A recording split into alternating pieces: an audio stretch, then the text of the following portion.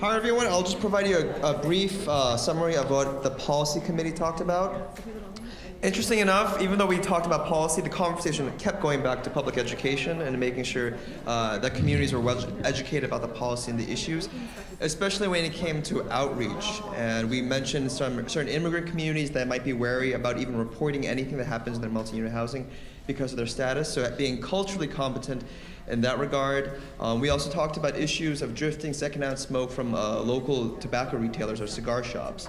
And so how does one regulate that? And so we talked about issues of nuisance, but at the end of the day, we came to the conclusion that we want 100% smoke-free policy, no exemptions, no grandfathering, and a strong public education effort to notify residents before and after the process. Did I get it right, guys? Yeah, thank you. Thanks, John. Jazz, can we do community engagement? I can give you a mic.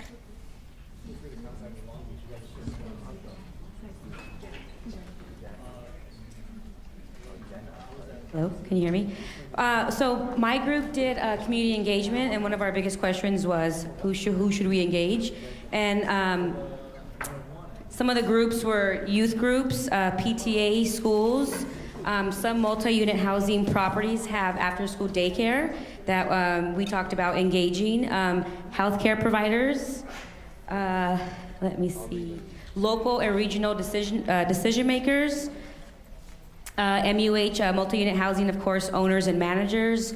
The promotoras, some organizations in our county has that program, and those are good for our priority populations. Another question that we talked about was some of the partners we should engage that go beyond health partners. Gina from Monterey County talked about something that was interesting. You know, I'm from LA County, so we don't see too many farms around here, but they talked about migrant housing, so the people who come down to work on their farms, they are building multi-unit housing properties in those areas to house the migrant workers and making all those properties smoke-free. College students, especially those who are looking to do internships in public health or just want to kind of help out their communities, colleges. A lot of students live in multi-unit housing, student housing, and a lot of them are smokers, so engaging that group as well. And I think did I miss anything else? I think that's pretty much it. Thanks, Jazz. Let's do data. So, Yaneth. And again, note takers, please give us your notes so we can compile that report, because again, that will be made available through our center, but this is going to be really key in terms of these recommendations. Great.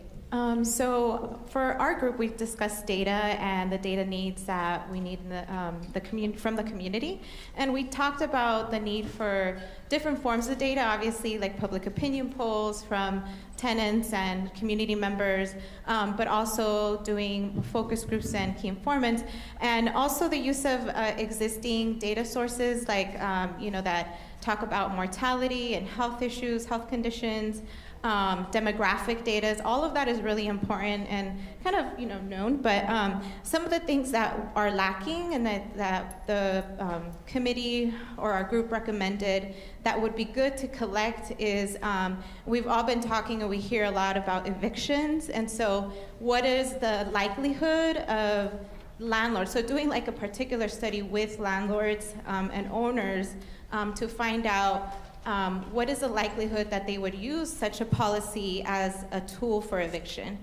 So maybe having that information could give us more information to provide to policymakers. And also information such as the percentage of smokers in multi-unit housing versus the percentage of non-smokers in multi-unit housing. And also something that that was very key in terms of the Berkeley ordinance was sharing with policymakers what other jurisdictions are doing, like actual numbers, like this many cities actually pass multi-unit housing, and this many cities have, a comprehensive, like actually showing numbers of what other jurisdictions have done. And one of the things that we mentioned and we talked about was not just presenting data as in numbers, but also tying in the personal stories when we're sharing data and actually talking about those stories that affect people in terms of secondhand smoke. Okay, thanks, Jeanette. Let's have Lydia do our resources breakout. Oh, way back there.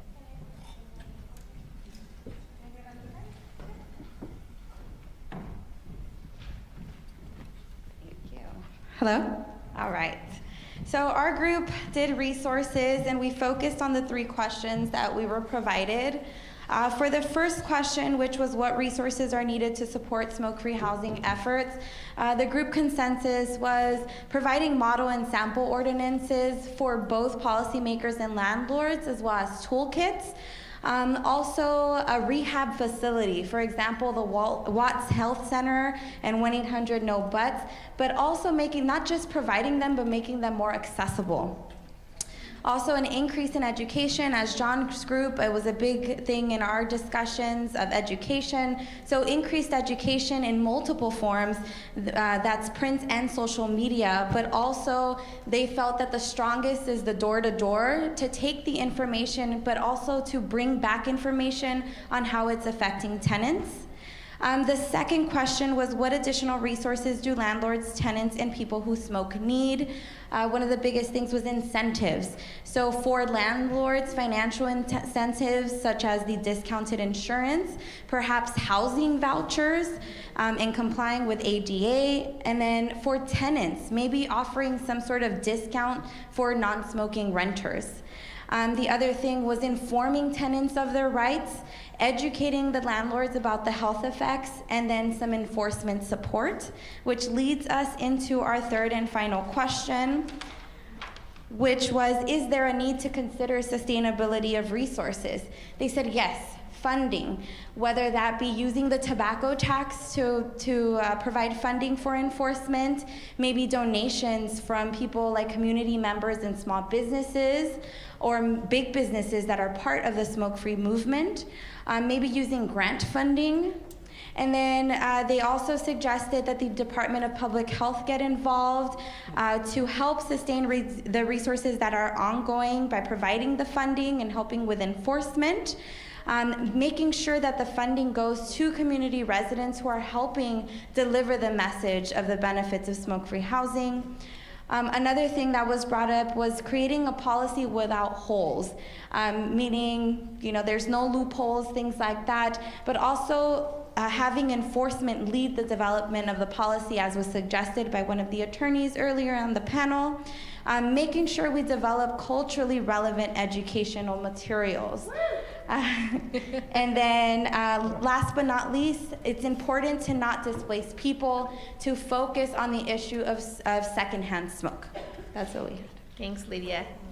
And then last but not least, Claude doing our implementation. Implementation? Okay, so I'll just stand here and go over the notes. So our focus was around implementation, considering rent control in LA City. And then the other piece to that, as I read my notes, was strategies to be considered, such as signage, leases, educational materials. So what are the best practices and strategies around that? So actually a little plug that's not connected to our implementation portion that someone highlighted. I thought it was really important. But prior to implementation, having minimum of 3 champions, so when the policy rolls out, it can be carried out through collaboration through different departments within the city through their existing mechanisms, because that really ties into the implementation portion and how they can notify the public of the policy.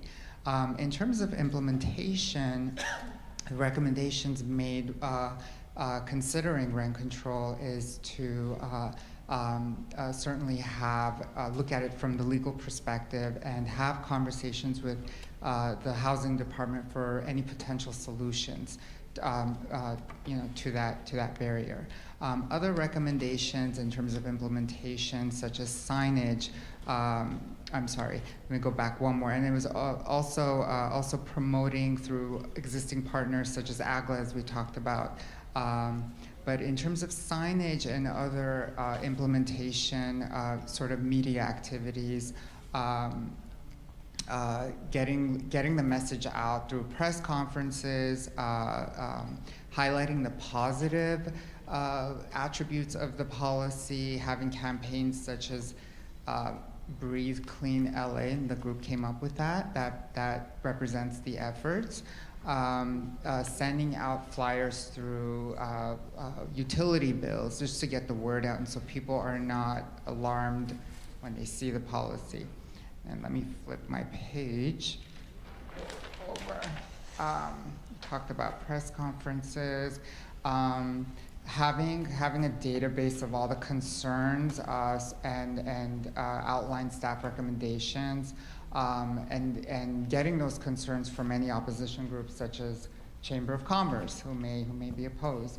And then the other piece was around marijuana and getting marijuana, I guess, the advocates, since it's sort of fold into the triangulum of secondhand smoke and aerosols. But just educating folks about the dangers of marijuana smoke as well, because it is such an important piece of the policy. I think that's it. And then also having some flexibility about providing HOAs and management companies with signage, so that if they have, let's say, a concern about, I don't have a budget for signage, here it is. I think that's the main thing. Am I missing anything? No, we're good. All right, that's it, Marlene. Wonderful. Well, thank you everyone for all these recommendations.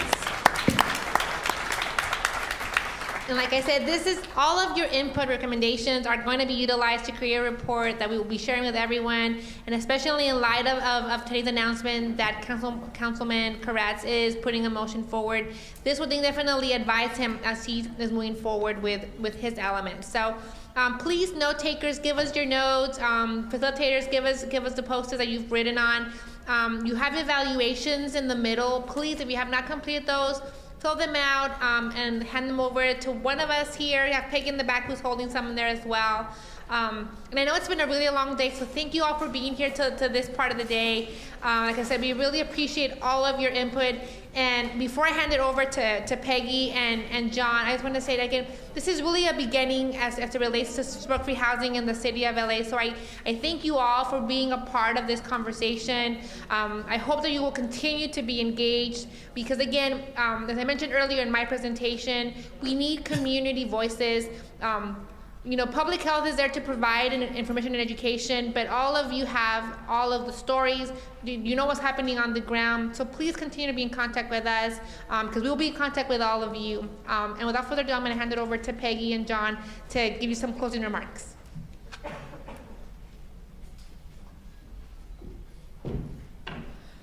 I don't see John, so you know what? I think Marlene wrapped it up perfectly. Thank you so much, Marlene.